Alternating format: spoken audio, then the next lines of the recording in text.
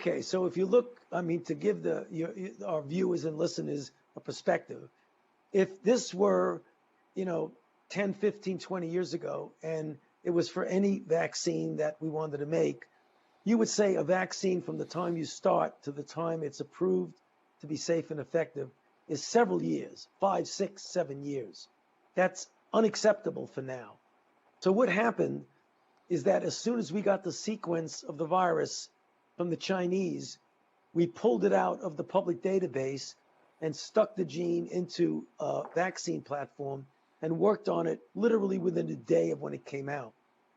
65 days later, namely 2 days ago, we gave the first injection to a normal volunteer for a phase 1 trial to see if it's safe.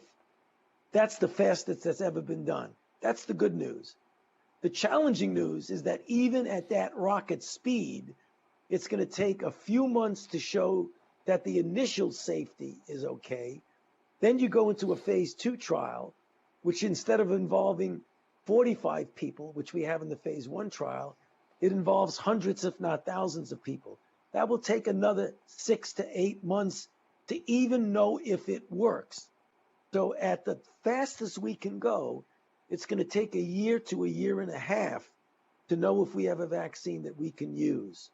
So at the fastest we can go, it's going to take a year to a year and a half to know if we have a vaccine that we can use.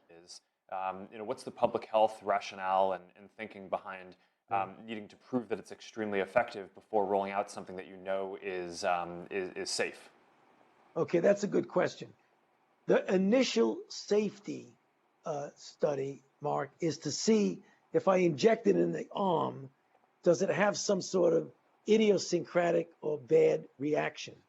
There's another element to safety, and that is if you vaccinate someone and they make an antibody response and then they get exposed and infected, does the response that you induce actually enhance the infection and make it worse? And the only way you'll know that is if you do an extended study, not in a normal volunteer who has no risk of infection, but in people who are out there in a risk situation.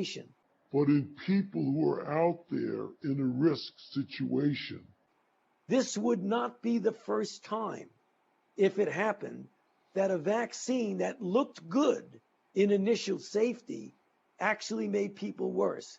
There was the history of the respiratory syncytial virus vaccine in children, which paradoxically made the children worse.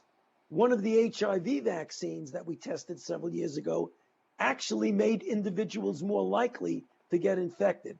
So you can't just go out there and give it unless you feel that in the field, when someone is getting infected and exposed, being vaccinated doesn't make them worse.